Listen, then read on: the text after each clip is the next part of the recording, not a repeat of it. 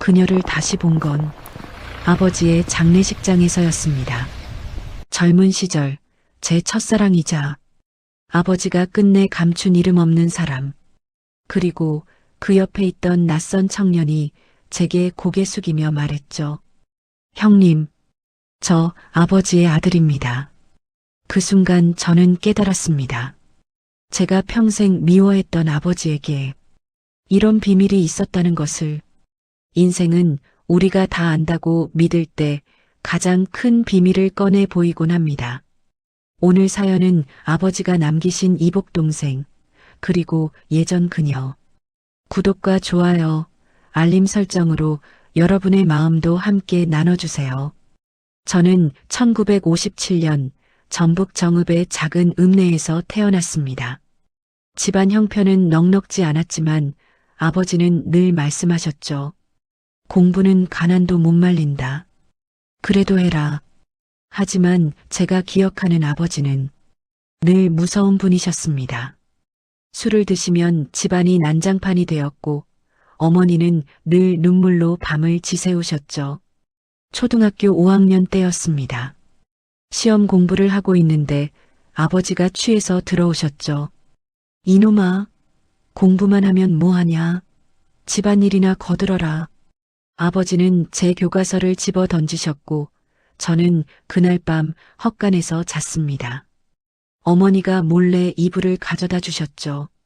아들아, 참아라. 내 아버지도 원래는 착한 사람이었는데. 어머니, 왜 우리 아버지는 저렇게 술만 드세요? 아버지도 힘든 게 많으시다. 이해해라. 하지만 저는 이해할 수 없었습니다. 중학교 2학년이 되던 해 저는 집을 나가겠다고 선언했습니다. 아버지, 저 더 이상 못 참겠어요. 저도 사람이에요. 뭐, 이 녀석이 내가 누구 덕분에 밥을 먹는데. 덕분이요? 아버지가 저한테 해주신 게 뭐가 있어요? 아버지는 손을 들으셨고 저는 그 손을 피하지 않았습니다. 때리세요. 그럼 저 진짜 집 나갈 겁니다. 그날 아버지와 저는 처음으로 정면으로 부딪혔습니다. 어머니가 울면서 말리셨지만 이미 늦었습니다. 이놈이 어디서 버릇이 없어. 내가 오늘 내 놈을 가만 안 둬. 아버지는 저를 심하게 때리셨습니다. 저는 맞으면서도 눈물을 흘리지 않았습니다. 그날 이후 저와 아버지는 말을 섞지 않았습니다. 집에 있기 싫었던 저는 읍내의 다방에서 시간을 보냈습니다. 그곳에서 저는 그녀를 만났습니다. 짧은 단발머리, 하얀 블라우스, 그리고 커피잔을 두 손으로 감싸쥔 모습. 오늘도 공부하세요? 집에는 안 가요? 이름은 윤정화. 저보다 2살 많았죠. 집에 가기 싫어요. 왜요? 무슨 일 있어요? 아버지랑 사이가 안 좋아요. 정화 씨는 가족이 어떠세요? 저는 아버지 없이 자랐어요. 어머니 혼자 저를 키우셨죠. 그 말에 왠지 모를 동질감이 느껴졌습니다. 며칠, 몇 주가 지나며 우리는 자연스럽게 가까워졌습니다. 책 많이 읽으시네요. 대학 가려고 준비하세요? 네. 서울로 가고 싶어요. 여기서 벗어나고 싶어요. 멋지네요. 저는 꿈 같은 건 없어요. 왜요? 정화 씨도 꿈이 있을 텐데. 꿈이란 게 가진 사람들의 사치잖아요. 그 말이 왜 그렇게 슬프게 들렸는지 지금도 기억합니다. 고등학교 3학년이 되던 봄날 저는 용기를 냈습니다. 정화 씨, 저 정화 씨가 좋아요. 저도요. 사실 오래전부터요. 저랑 사귀어 주시겠어요? 네, 좋아요. 근데 당신 아버지는 괜찮으실까요? 아버지는 신경 쓰지 않아도 돼요. 제 인생은 제가 사는 거니까요. 그때가 제 인생에서 가장 행복한 시간이었습니다. 하지만 행복은 오래가지 못했습니다. 어느 날 아버지가 다방으로 찾아오셨습니다. 아, 너 여기서 뭐 하는 거냐? 아버지, 저 그냥 공부는 안 하고 계집이나 꼬시고 다니냐? 당장 집에 가자. 아버지는 제 팔을 거칠게 잡아 끌었고 정아 씨는 놀란 표정으로 바라보기만 했습니다. 집에 돌아온 후 아버지는 저를 심하게 때리셨습니다. 이놈아, 내가 뭘 안다고 여자를 만나. 너 때문에 집안이 망하는 줄 알아. 제가 뭘 잘못했어요. 사랑하는 게 죄예요? 사랑? 사랑이 밥 먹여주냐? 너 대학 갈 돈이나 있어? 내가 뭘 가지고 여자를 만나? 돈이 뭐가 중요해요? 사람이 중요하죠. 이놈이 어디서 버릇없이 아버지는 제 뺨을 때리셨습니다. 그것도 한 번이 아니라 여러 번. 다시는 그 계집 만나지 마라. 알았어. 싫어요. 전 정아 씨를 사랑해요. 그날 밤 저는 집을 뛰쳐나왔습니다. 정아 씨네 집 앞에서 밤새 기다렸다가 아침에 그녀를 만났습니다. 정아 씨, 어제 정말 죄송했어요. 괜찮아요. 아버지께서 많이 화나셨나 봐요. 아버지는 저를 이해하지 못해요. 평생 그러셨고 앞으로도 그러실 거예요. 그래도 아버지잖아요. 아버지라고 다 같은 아버지가 아니에요. 그때 저는 결심했습니다. 정아 씨, 저 곧 군대 갈 거예요. 제가 제대하고 돌아올 때까지 기다려 주실 수 있나요? 당연하죠. 기다릴게요. 꼭 돌아와요. 하지만 운명은 잔인했습니다. 군 입대를 한 달 앞두고 아버지가 농사일 중 큰 사고를 당하셨습니다. 트랙터에서 떨어지셨는데 허리를 심하게 다쳐 반신불수가 되셨죠. 병원에 누워 계신 아버지를 보러 갔을 때 저는 복잡한 심경이었습니다. 아들아, 미안하다. 아버지가 일을 못하게 됐구나. 미안하다는 말씀을 처음 들었습니다. 아버지, 너는 군대 가야 한다. 아버지가 여태껏 너한테 못되게 굴었지만 너만큼은 제대로 된 사람이 되어야 한다. 아버지, 제가 군대 안 가고 일할게요. 집안을 제가. 안 된다. 너는 가야 한다. 그게 아버지가 제게 처음으로 한 따뜻한, 아니, 따뜻한 것 같던 말씀이었습니다. 입대 전날 저는 정화 씨를 만났습니다. 정화 씨, 미안해요. 저 제대하고 돌아와도 당분간은 집안을 돌봐야 할 것 같아요. 알아요. 당신 아버지 사고 소식 들었어요. 많이 힘들죠? 네. 솔직히 아버지가 미워요. 그런데도 불쌍해요. 당신은 착한 사람이에요.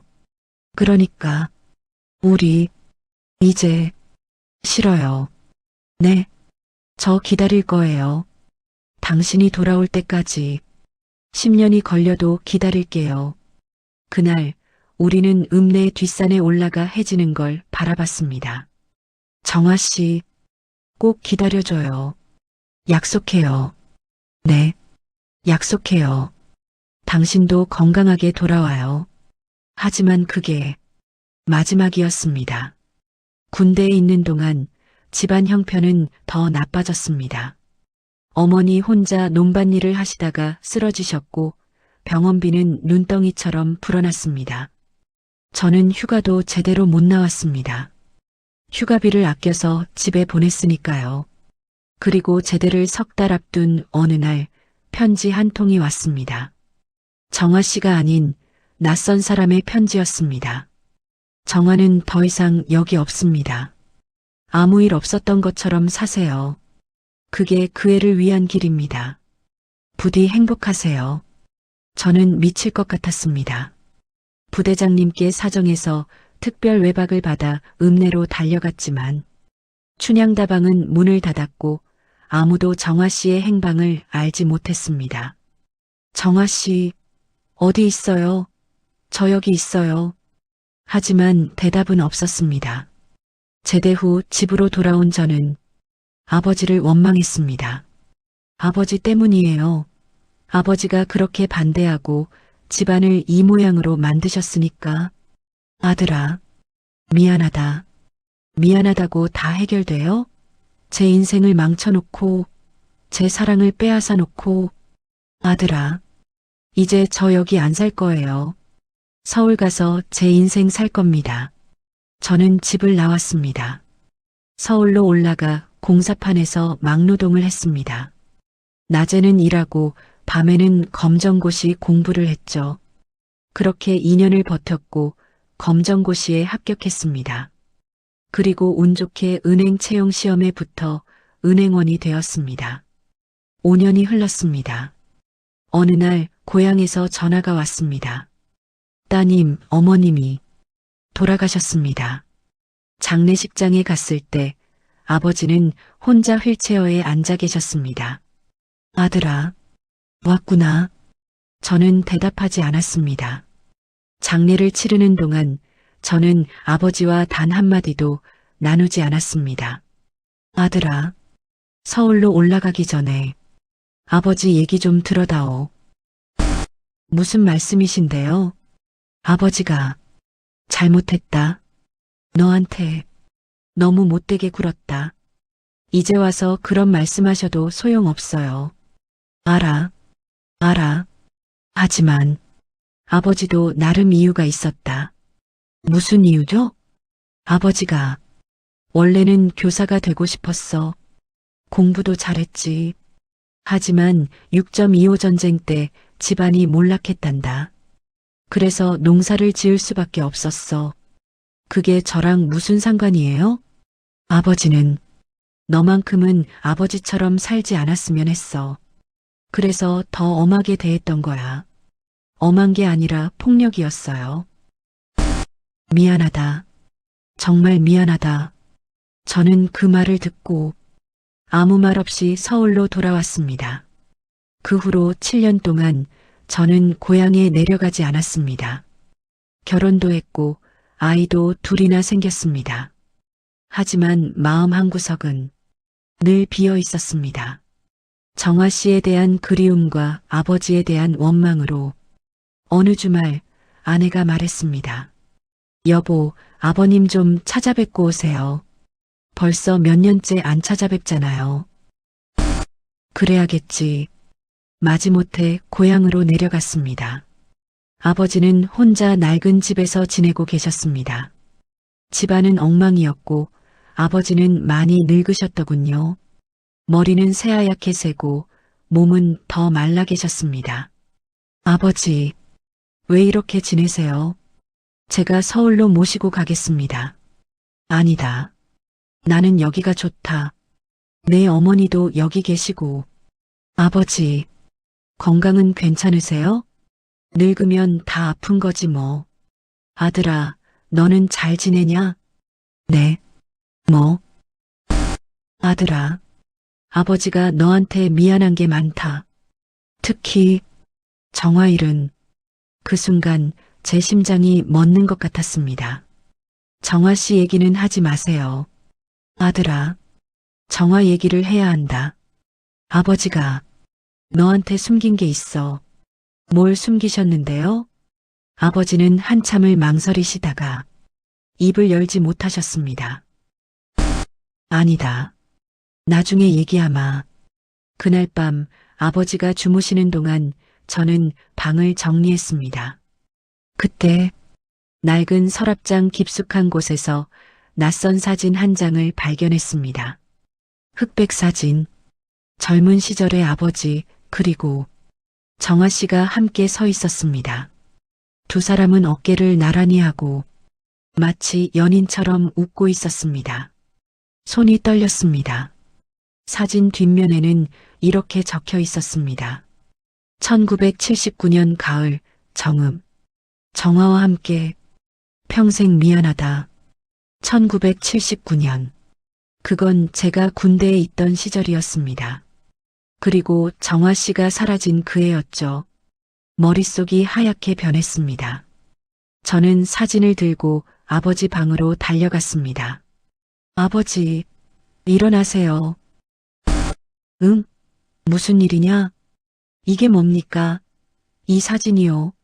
사진을 보신 아버지의 얼굴이 굳어졌습니다. 어디서 찾았냐? 그게 중요해요? 아버지가 정아 씨를 아셨어요?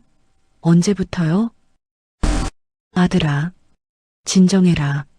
아버지가 설명할 테니. 설명은 무슨, 대답하세요. 아버지가 정아 씨랑 무슨 관계였어요? 아버지가 정아를 만났어. 너한테 말 못했지만. 언제요? 어떻게요? 내가 군대에 있을 때였어. 그 말에 저는 더욱 분노했습니다. 제가 군대에 있을 때요? 제가 고생하고 있을 때 아버지는 제 여자를 만나셨다고요? 아들아, 그게 아니야. 그럼 뭐예요? 설명해 보세요. 아버지는 한참을 침묵하시다가 천천히 입을 여셨습니다. 아버지가 병원비 때문에 서울에 갔었어. 그때 우연히 정아를 만났단다. 그래서요? 정아는 공장에서 일하다가 크게 다쳐서 병원에 입원해 있었어. 혼자서 아무도 돌봐주는 사람 없이. 아버지가 그 아이가 내 여자친구라는 걸 알았어. 그래서 병원비를 대줬단다. 그게 다예요? 아버지는 고개를 떨구셨습니다. 아니다. 뭐가 더 있어요? 정아가 퇴원한 후에도 아버지한테 계속 연락했어. 고맙다고, 은혜를 갚고 싶다고. 그래서요? 그렇게 우리는 자주 만났지. 처음엔 그냥 밥이나 한 끼 사주는 정도였어. 처음엔요? 그럼 나중에는요? 아들아, 대답하세요. 아버지가 정아를 사랑하게 됐어. 그 말에 저는 멍해졌습니다. 뭐? 라고요? 아버지도 사람이야. 외로웠어. 내 어머니는 병으로 누워 계셨고, 집안은 빚에 쪼들렸고, 너는 군대에 있었고, 그게 무슨 변명이에요. 제 여자를 빼앗아 놓고, 빼앗은 게 아니야. 정아도 아버지를 선택했어. 거짓말. 정아 씨가 왜 아버지를, 정아는 너를 사랑했어. 하지만 내가 제대해도 집안 때문에 힘들 거라는 걸 알았어. 그래서 뭐요? 그 아이가 아버지한테 부탁했어. 자기를 데리고 멀리 가달라고. 너를 더 이상 힘들게 하고 싶지 않다고. 저는 믿을 수 없었습니다. 말도 안 돼요. 정아 씨가 그럴 리 없어요. 아들아, 이걸 봐라. 아버지는 서랍에서 낡은 편지 한 통을 꺼내셨습니다. 정아 씨의 필체였습니다. 아저씨, 저 결심했어요. 그 사람한테서 멀어지고 싶어요. 아저씨만 믿을 수 있어요. 저를 데리고 멀리 가주세요. 편지를 읽는 내내 눈물이 흘러내렸습니다. 그래서 아버지는 정아 씨를 어디로 데려가신 겁니까? 전주로. 전주에서 뭐 하셨는데요? 아버지는 한참을 침묵하시다가 떨리는 목소리로 말씀하셨습니다. 아이가 생겼어. 세상이 무너지는 것 같았습니다. 뭐라고요? 정아가 아버지의 아이를 가졌어. 그래서 결혼할 수 없었지만 아버지는 책임을 졌어. 말도 안 돼. 말도 안 된다고요. 저는 소리를 질렀습니다. 아버지가 제 여자를 빼앗고 아이까지 낳았다고요? 아들아, 저 아버지 죽어도 용서 못해요. 평생 못해요. 저는 짐을 싸서 집을 박차고 나왔습니다. 그리고 다시는 아버지를 찾아뵙지 않았습니다. 3년이 흘렀습니다. 저는 서울에서 제 삶을 살았고 아버지는 고향에서 혼자 지내셨습니다. 중간에 몇 번 전화가 왔지만 저는 받지 않았습니다. 그러던 어느 겨울 눈이 유난히 내리던 날 따님, 아버님이 위독하십니다. 빨리 오셔야 할 것 같습니다. 이웃 어르신의 전화였습니다. 저는 망설였습니다. 가야 하나 말아야 하나. 아내가 말했습니다. 여보, 그래도 아버지잖아요. 가보세요. 후회하기 전에 급히 고향으로 내려갔습니다. 아버지는 병원 중환자실에 계셨습니다. 폐렴이 악화되어 이제 시간이 얼마 남지 않았다고 했습니다. 아버지, 아들아, 왔구나. 아버지가 너 보고 싶었다. 아버지가 너한테 할 말이 많은데 말씀하세요. 아버지가 너한테 정말 미안하다. 내 인생을 망쳤구나. 하지만 아버지도 정화를 정말 사랑했어. 너만큼이나. 아니, 너보다 더. 아버지, 아들아, 정화를 미워하지 마라. 그 아이도 힘들었을 거야. 네. 그리고 태수를 미워하지 마라. 태수요? 아버지와 정화 사이에 태어난 내 동생이야. 그 아이를 부탁한다. 너한테 미움받을 아이가 아니야. 아버지, 아버지. 아버지는 제 손을 꼭 잡으신 채 눈을 감으셨습니다. 아버지, 아버지. 하지만 대답은 없었습니다. 그렇게 아버지는 떠나셨습니다. 장례식장에 많은 조문객이 찾아왔습니다. 그리고 입구에 낯선 여인이 서 있었습니다. 검은 한복을 입은 중년 여인. 세월이 흘렀지만 그 얼굴은 잊을 수 없었습니다. 정화 씨. 오랜만입니다. 그녀의 목소리는 떨리고 있었습니다. 그녀 옆에는 20살쯤 되어 보이는 청년이 서 있었습니다. 단정한 양복 차림. 그런데 그 얼굴이 아버지를 닮았습니다. 청년이 제게 다가와 깊이 고개를 숙였습니다. 형님, 저 아버지가 돌아가셨다고 해서 찾아왔습니다. 당신이 태수인가요? 네. 형님, 저는 윤태수입니다. 저는 아무 말도 할 수 없었습니다. 장례를 치르는 동안 저는 계속 제 시도락의 속구 두 사람을 바라봤습니다. 정화 씨는 조문객들 뒤에서 조용히 울고 있었고 태수는 제 옆에서 조문객을 맞았습니다. 이상한 광경이었습니다. 제 동생이라는 사람이 낯선 사람처럼 느껴졌으니까요. 장례가 끝난 후 저는 정화 씨를 따로 불렀습니다. 근처 찻집에서 우리는 마주 앉았습니다. 한참을 침묵이 흘렀습니다. 정화 씨, 왜 그러셨어요? 미안해요. 미안하다는 말로 다 되는 건가요? 안 돼요. 알아요. 그녀는 눈물을 흘렸습니다. 하지만 저도 어쩔 수 없었어요. 어쩔 수 없다니. 무슨 소리예요? 당신이 군대에 있을 때 저 서울에서 공장 일하다가 쓰러졌어요. 급성 신부전이었죠. 수술비가 1,000만 원이 넘었어요.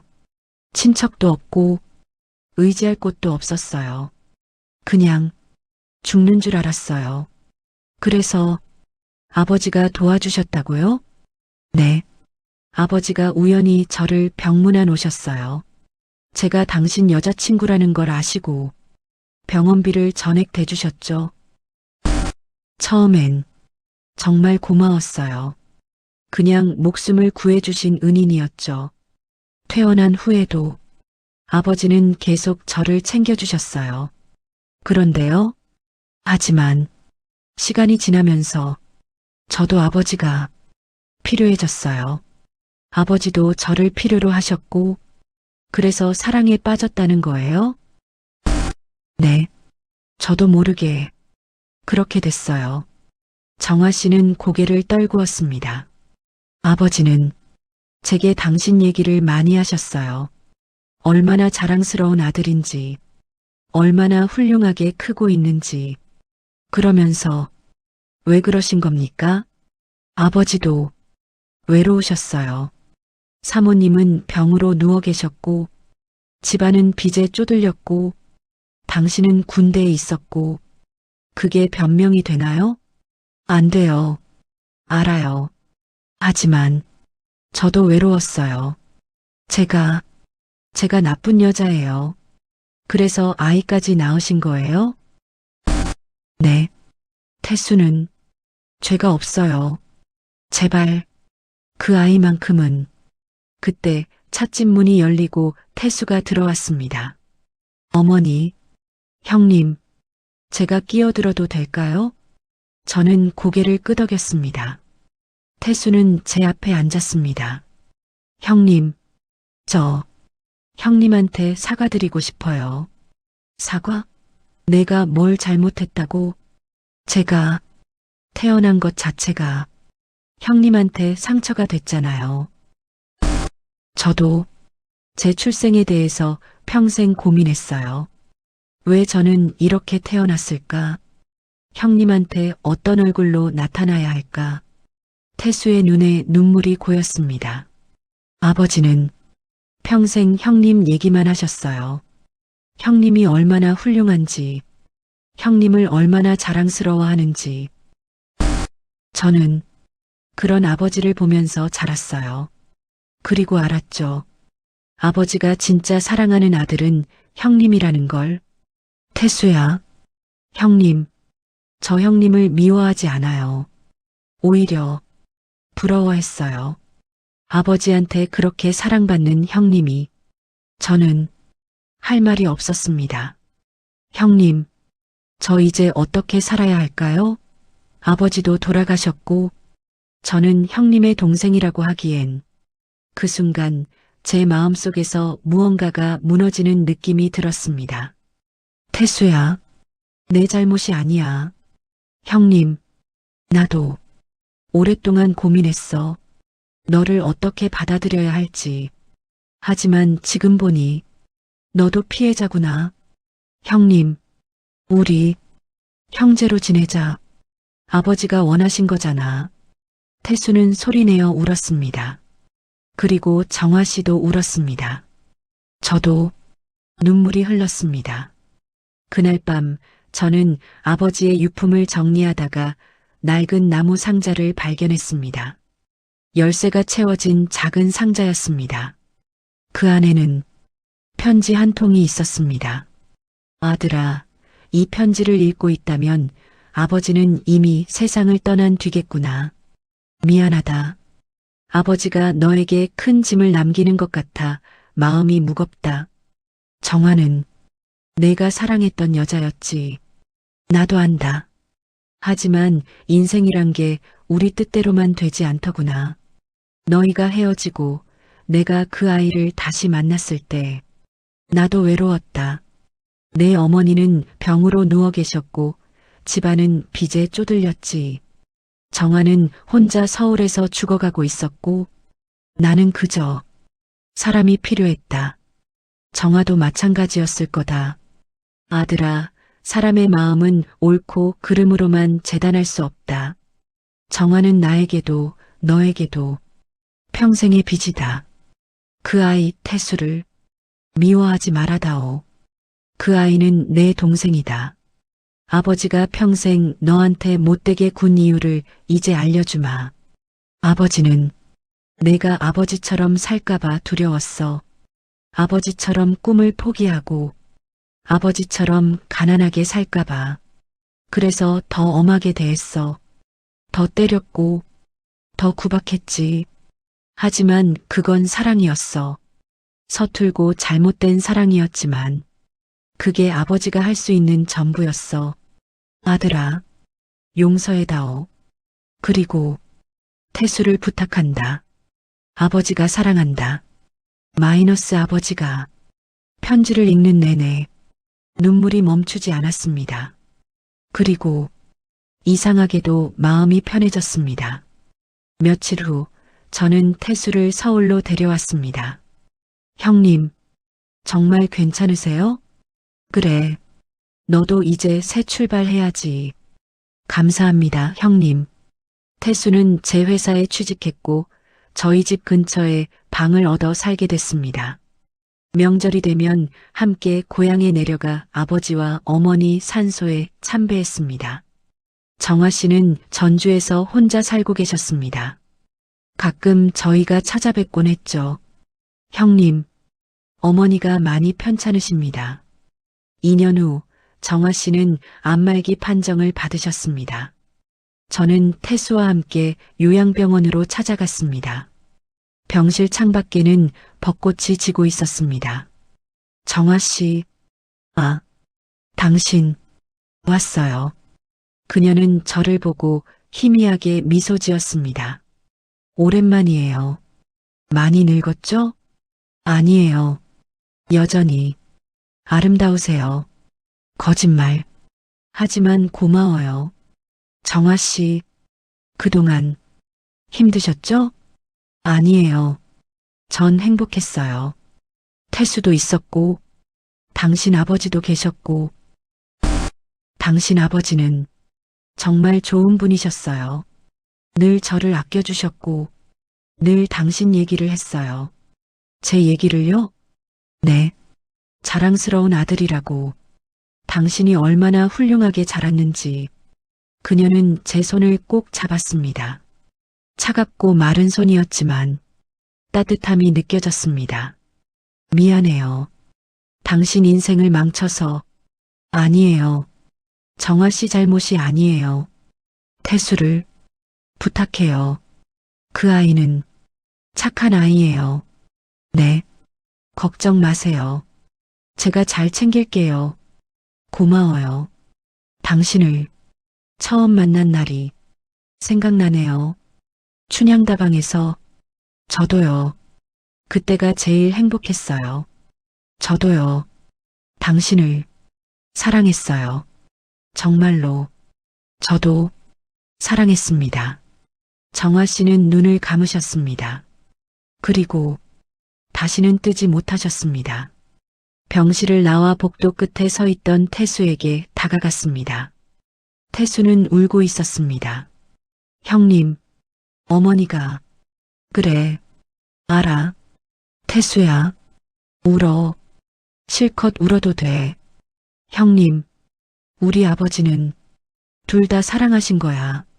어머니도 우리 둘 다 사랑하셨어. 네.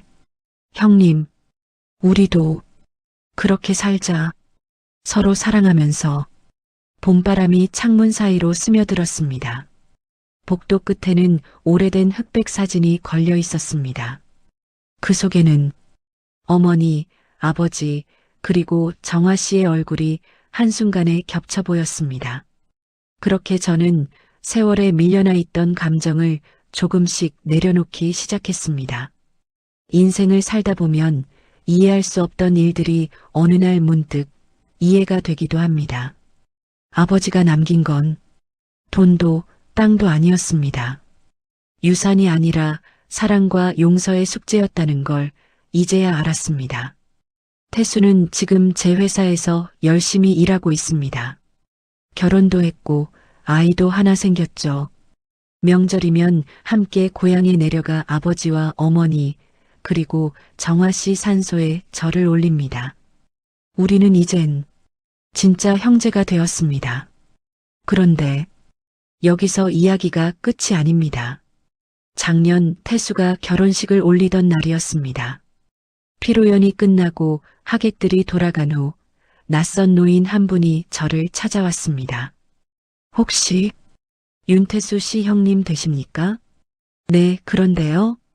저는 정화의 오빠입니다. 저는 깜짝 놀랐습니다.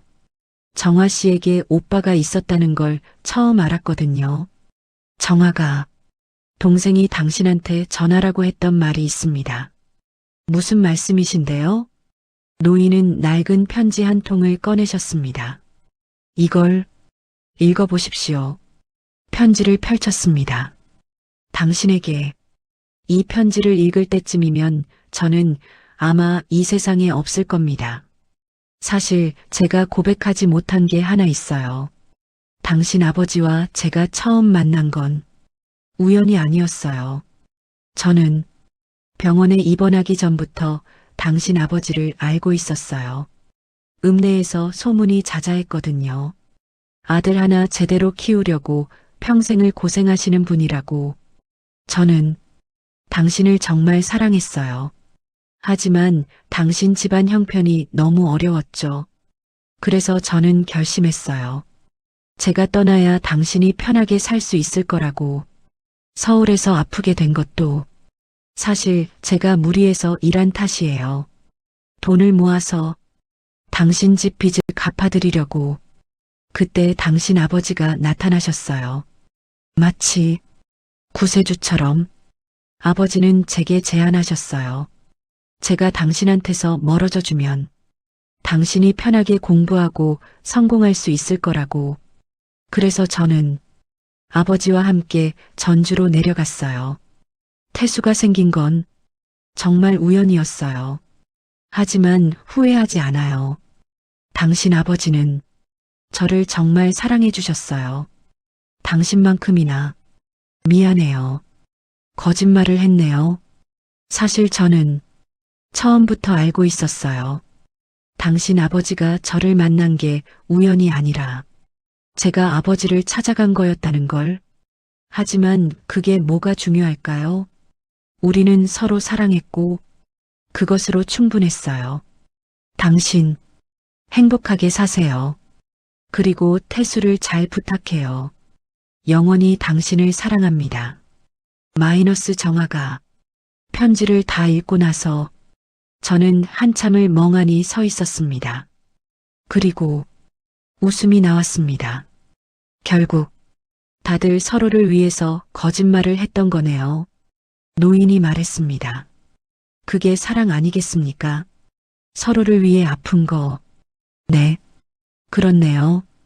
그날 밤 저는 아내에게 모든 이야기를 했습니다. 여보, 그래도 다행이네요. 모두가 서로를 사랑했다는 게. 그러게요. 이제야 모든 게 이해가 돼요. 창밖에는 별이 빛나고 있었습니다. 아버지도 어머니도 정아 씨도 이제는 모두 별이 되어 우리를 지켜보고 계시겠죠. 여러분이라면 그 사람을 용서하실 수 있겠습니까? 가족이란 무엇이고 사랑이란 무엇일까요? 정답은 없습니다. 하지만 분명한 건 미움보다는 용서가, 원망보다는 이해가 우리를 더 자유롭게 한다는 것입니다. 그리고 때로는 진실보다 사랑이 더 중요하다는 것을.